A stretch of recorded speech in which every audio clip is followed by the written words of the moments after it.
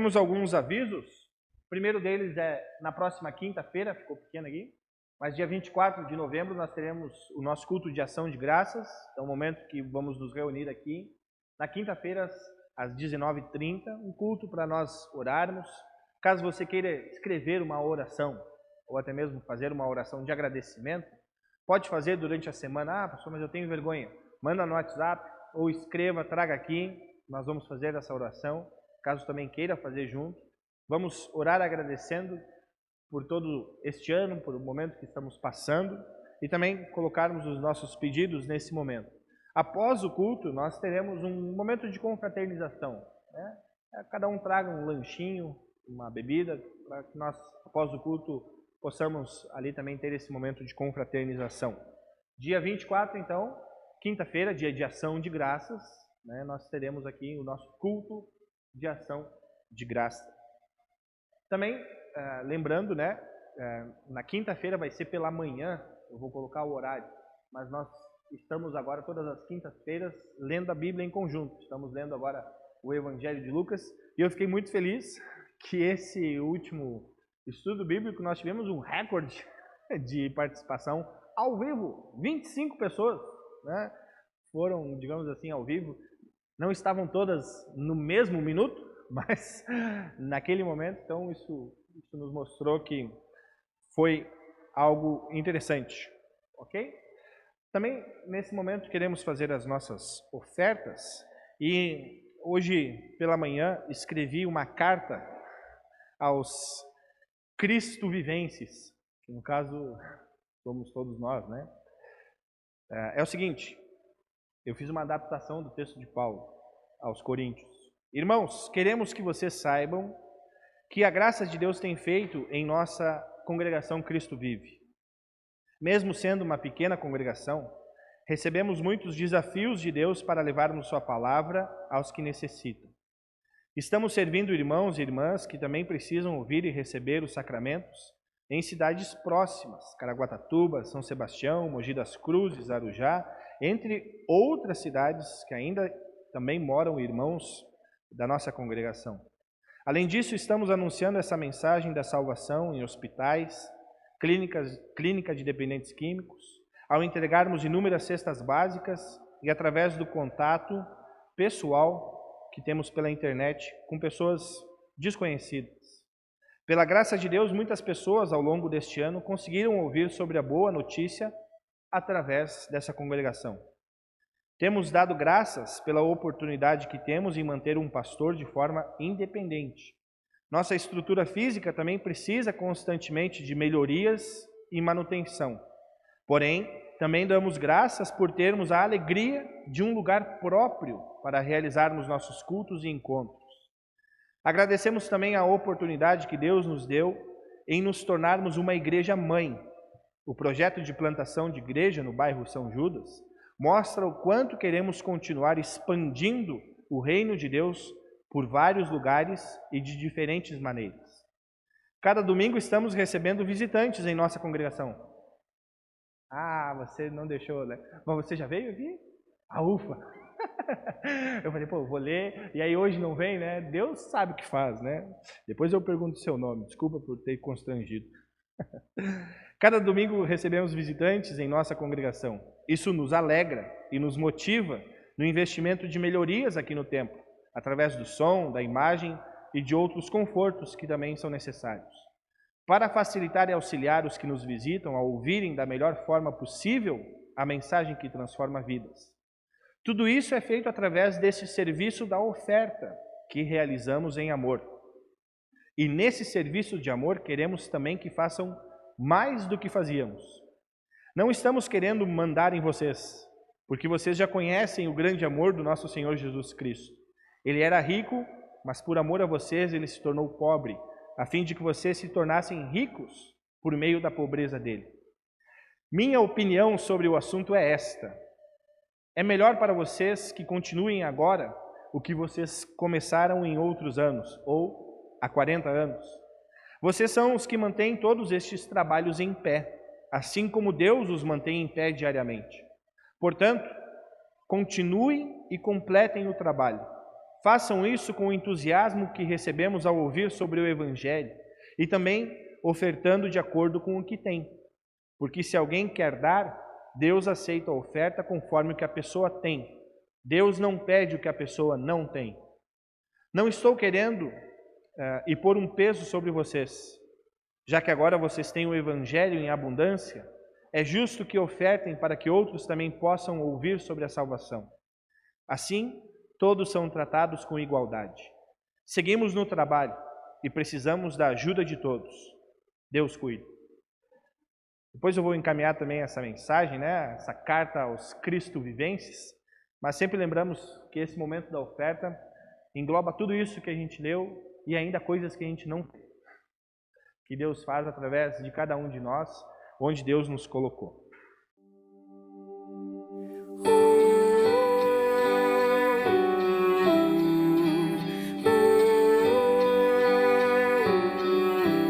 Graças dou por essa vida, pelo bem que revelou.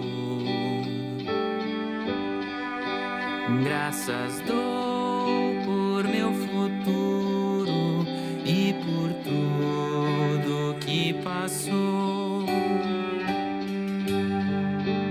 Pelas bênçãos derramadas, pela dor e na aflição, pelas graças reveladas, graças dou por teu perdão.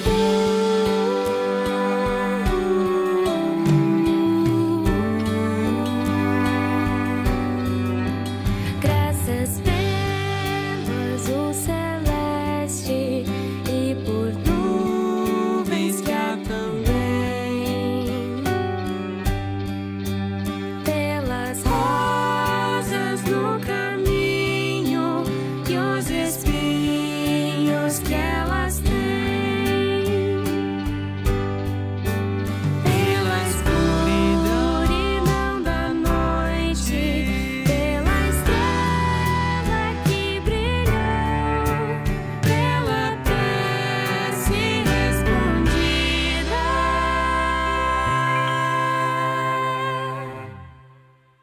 e a esperança que falhou, pela cruz e o sofrimento e a feliz ressurreição, pelo amor que é sem medida, pela paz no coração, pela lágrima vertida e o consolo que é sem par, pelo dom da eterna vida, sempre graças hei de dar. Graças dou,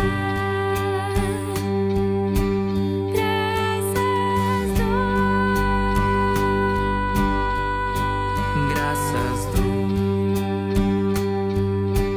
graças graças dou, dou, graças dou.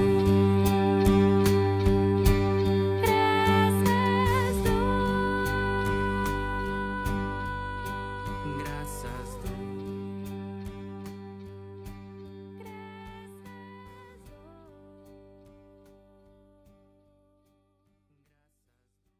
Podem sentar? O texto de Lucas, caso alguém queira deixar aberto, nós vamos olhar para ele um pouco com mais carinho. O texto de Lucas, capítulo 23, a partir do versículo 17.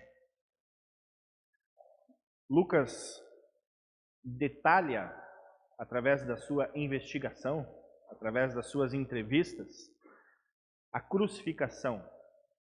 Temos 4 relatos sobre a crucificação e apenas 2 sobre o nascimento de Jesus.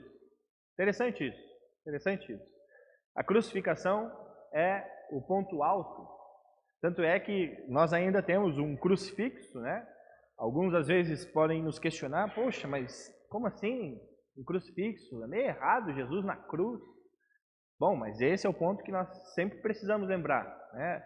O nosso é pequenininho, né? A cruz ali que está vazia também nos remete à ressurreição, à vitória de Jesus. Mas pensar sobre o Cristo crucificado, assim que o apóstolo Paulo diz, se eu for pregar, eu quero pregar o Cristo crucificado. Essa é a única diferença que tem entre a igreja cristã e qualquer outro tipo de anúncio, qualquer outro tipo de mensagem, qualquer outro tipo de palavra.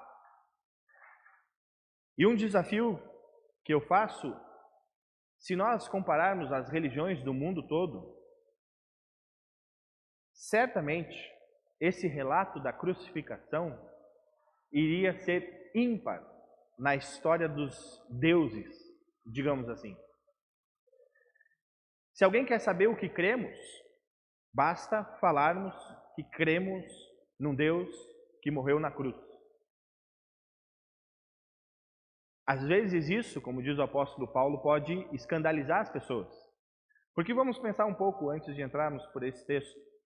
A maioria das religiões coloca um Deus distante ou um Deus que vive numa perfeição, que vive algo sublime, algo poderoso, majestoso. Alguns deuses que às vezes podem se rebelar são castigados por isso, mas a maioria vive num panteão, né? Vive no Olimpo, vive em Valhalla, vive, digamos assim, no mundo perfeito de luz, que todos nós precisamos chegar até lá, né? Lembrando o Deus dos Espíritas, que é um Deus que está no mundo perfeito, onde todos os seres humanos precisam viver várias vidas para chegar até lá.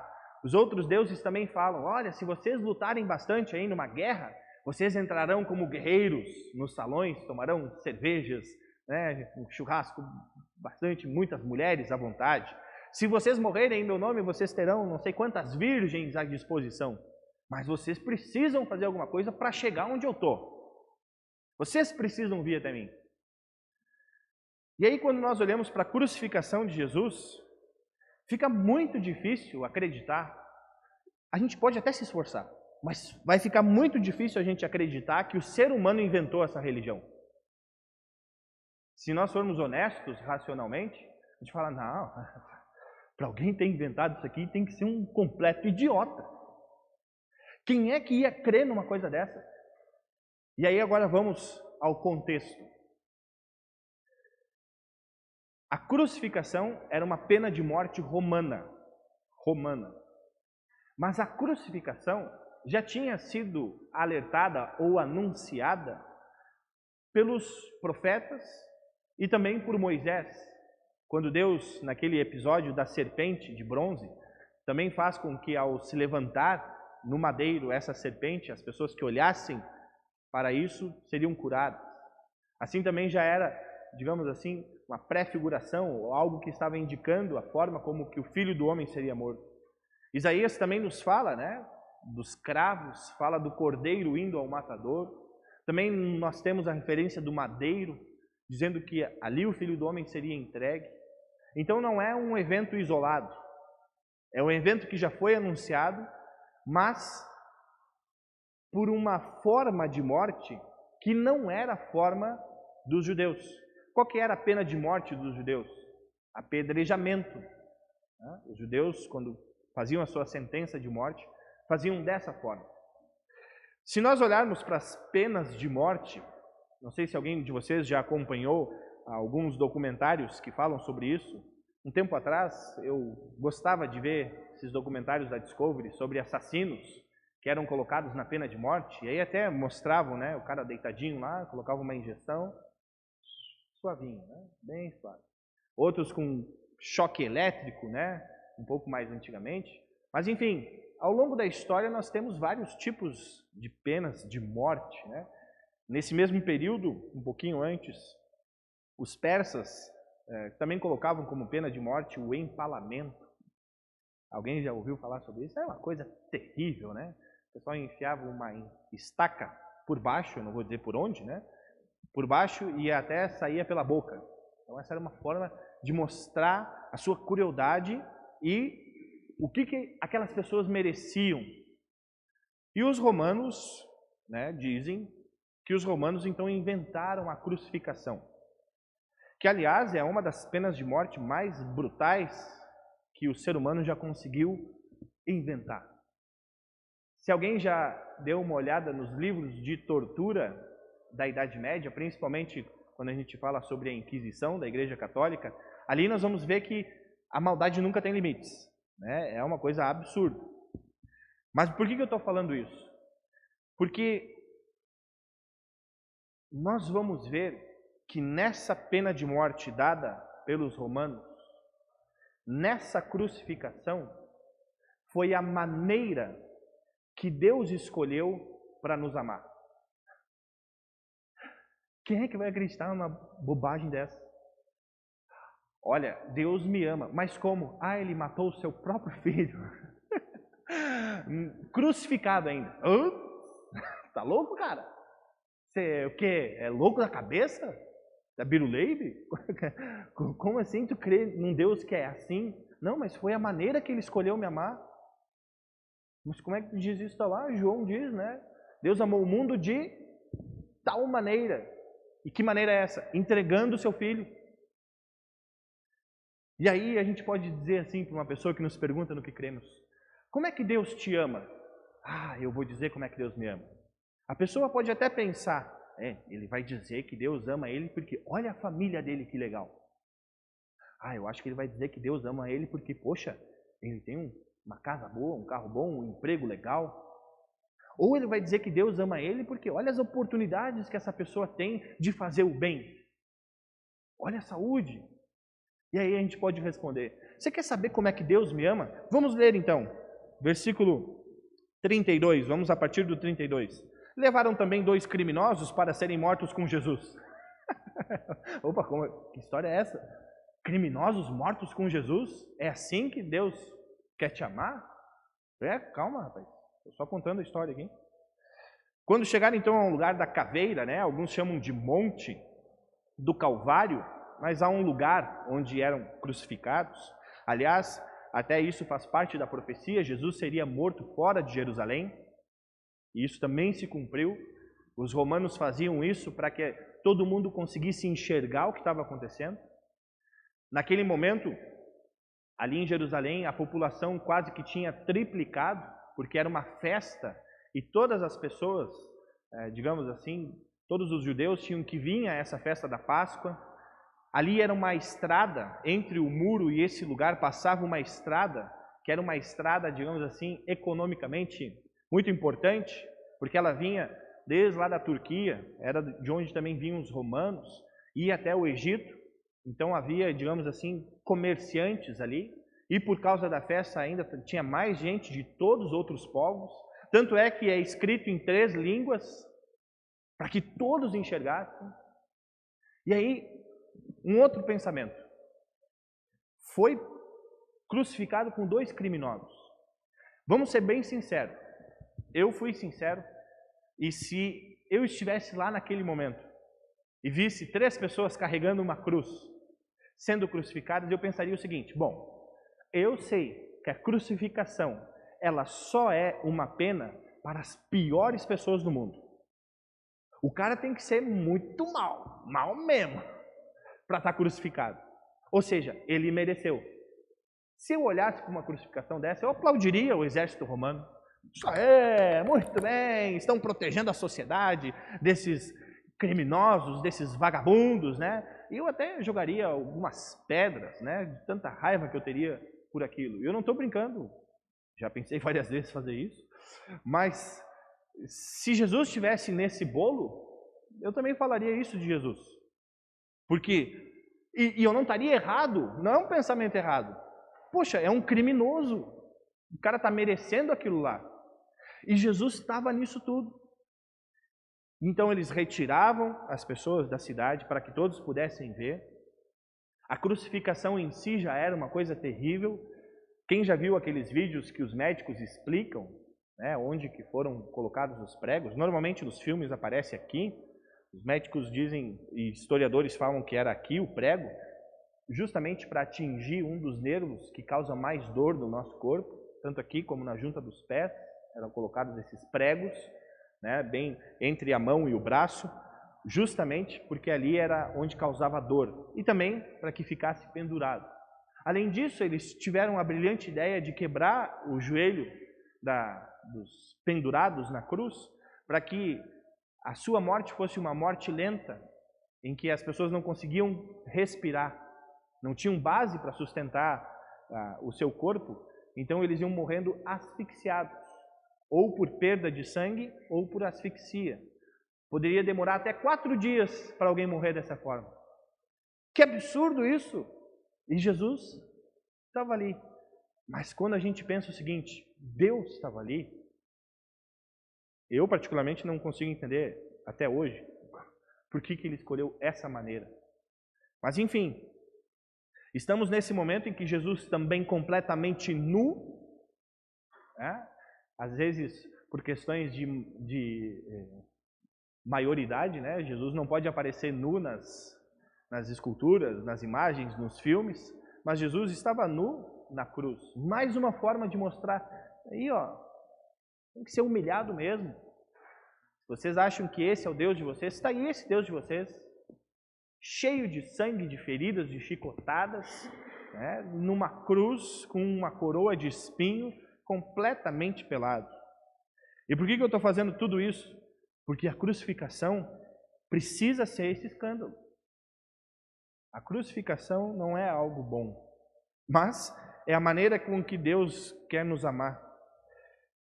Então Jesus diz, aqui a gente começa a ver que é Deus. Porque se fosse um ser humano, Jesus iria dizer, crava logo a lança aí, cara. Me mata logo, pelo menos eu cumpro o meu papel e vou embora. O que Jesus diz? Pai, perdoa essa gente. Eles não sabem o que estão fazendo. Hoje nós podemos olhar para aquelas pessoas com raiva. Às vezes quando eu olho o filme do Mel Gibson, eu quero que os líderes judeus vão quente dos infernos, ou aqueles romanos ficam debochando de Jesus. Tenho vontade de pegar a espada de Pedro e ir lá e meter ele na garganta daqueles caras. Porque o que eles fazem com Jesus é algo terrível.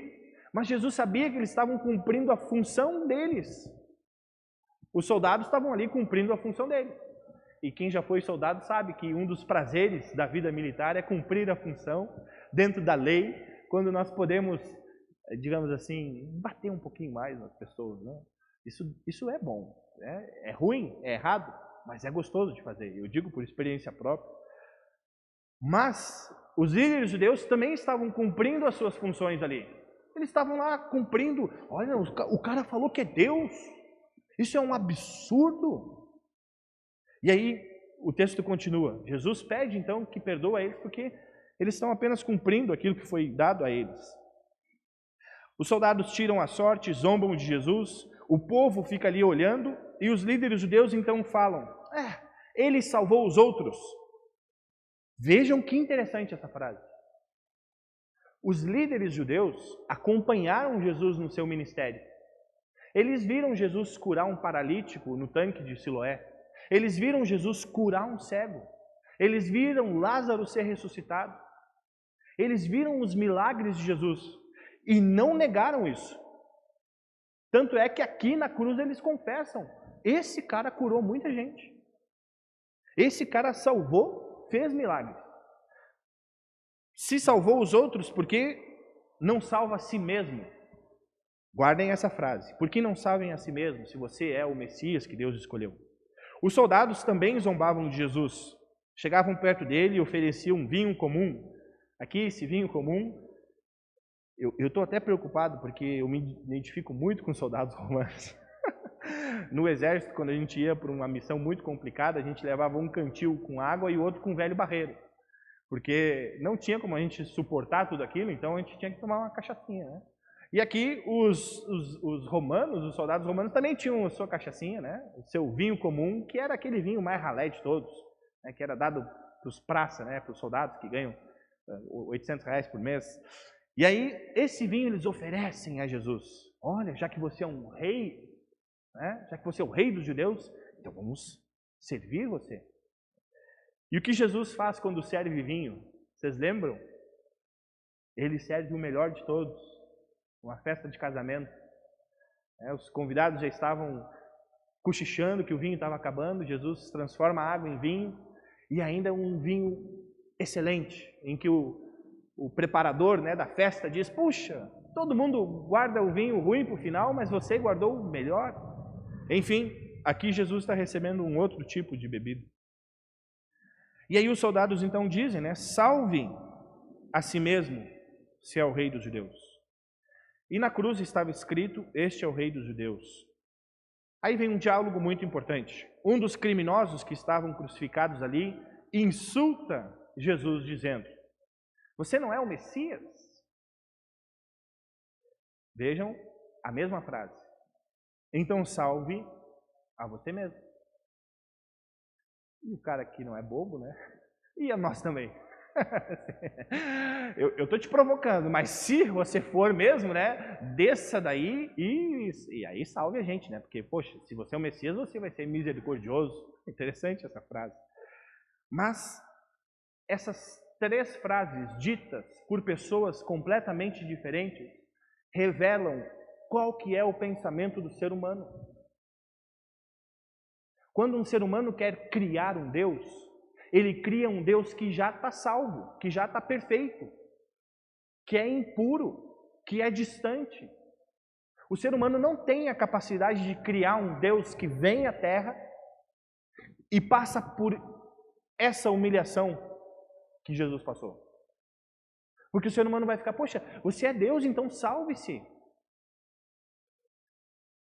Mas por que Jesus vem à Terra? Para nos salvar. É a única fé, é a única religião no mundo que faz esse tipo de anúncio. Você quer saber como é que Deus te ama? Sim, é fácil. Deus morreu no teu lugar. Porque quem teria que estar na cruz ouvindo essas coisas aqui é cada um de nós hoje. Nós que deveríamos estar aí na cruz ouvindo: e aí, Lucas? Tu não é o santão no Facebook? Tu não é o cara que ajuda todo mundo? E aí, agora salve a si mesmo. Porque os teus pecados que você faz em escondido, ou em pensamento, ou quando as pessoas não veem, foi o que te levou para aí. Agora salve-se. Não tem como. Não tem como. E aí, um outro diálogo importante. O outro rapaz, que também estava morrendo junto com Jesus, condenado, é muito sincero. E ele diz: a nossa condenação é justa. Bom, ele sabia que não tinha nenhuma, infelizmente, né, infelizmente para ele não tinha STF nessa época, então ele não ia ser solto, né, e quando veio até virava presidente esse cara aqui. Mas enfim, esse cara aqui não tinha como, digamos, ser solto por causa dos crimes que ele cometeu. Eu vou ser morto. E ele assume isso. Olha, a nossa condenação é justa. Por isso nós recebemos o castigo que nós merecemos por causa das coisas que fizemos. Essa confissão de fé nós tínhamos que ter. Esse cara está nos ensinando a confessar a nossa fé. Nós podemos acordar de manhã e falar assim: Deus, a minha condenação é justa. E esse castigo que eu vou receber, estou recebendo, que é a morte, e antes disso doenças, ansiedades, problemas, dificuldades, tudo isso faz parte da condenação que é justa. E por isso nós estamos recebendo, porque aquilo que nós fizemos, ou seja, não crer em Deus, fez com que estivéssemos nessa situação. Mas ele não fez nada de mal, continua o ladrão colocado ao lado de Jesus na cruz, o criminoso. E aí ele termina dizendo agora para Jesus: Jesus, lembra de mim quando o seu reino vier. Aqui nessa tradução está escrito quando o Senhor vier como rei, mas o texto original nos lembra que ele diz quando o seu reino vier. Olha que interessante isso. Essa é uma frase que eu disse várias vezes hoje. Qual que foi o assunto que Jesus mais falou durante o seu ministério? sobre o reino de Deus. Quando ele inicia o seu ministério depois de ser batizado, ele diz: arrependam-se dos seus pecados, pois o reino de Deus está próximo. O reino de Deus é como uma mostarda. O reino de Deus é como um semeador. Jesus vai mostrando e ensinando o tempo todo o que é o reino de Deus. E o reino de Deus, nós sabemos, é o próprio Jesus. Pode ser que esse cara tenha escutado isso. Pode ser que ele tenha escutado: ó, tem um cara aí que ele disse que é Deus e está anunciando a vinda do reino. Esse cara, interessante.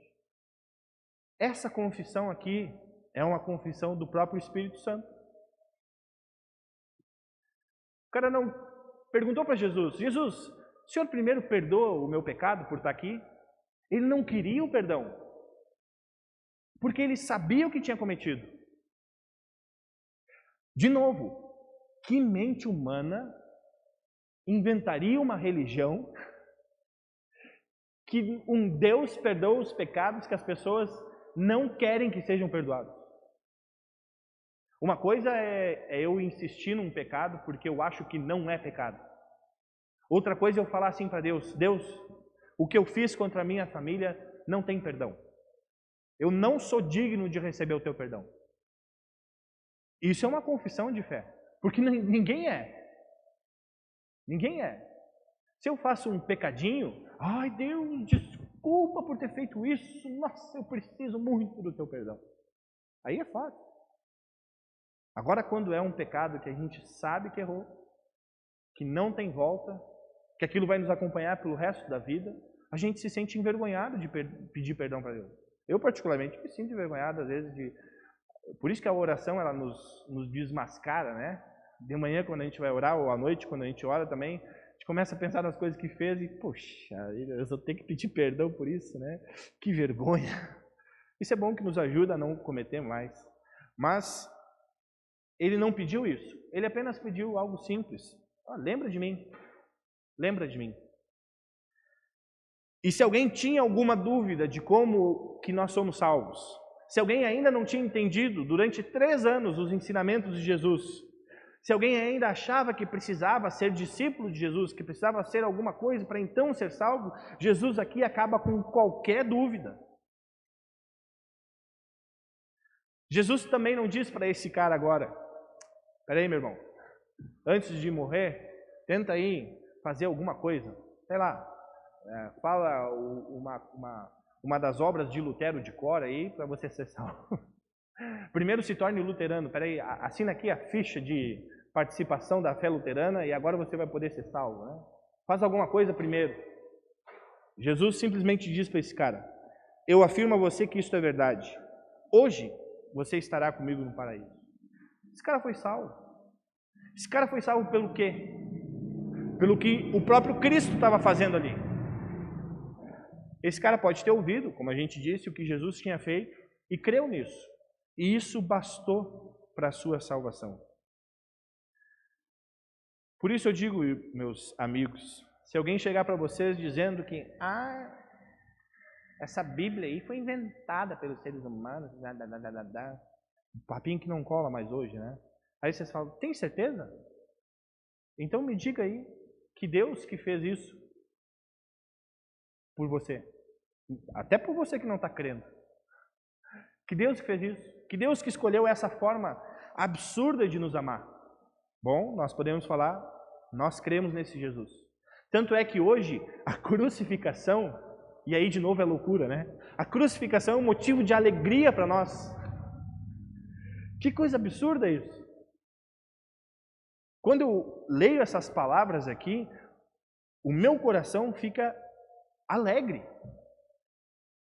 Eu fico assim: puxa vida, eu fico reclamando da minha vida. Olha o que Deus passou para que eu tivesse uma vida que eu não mereço.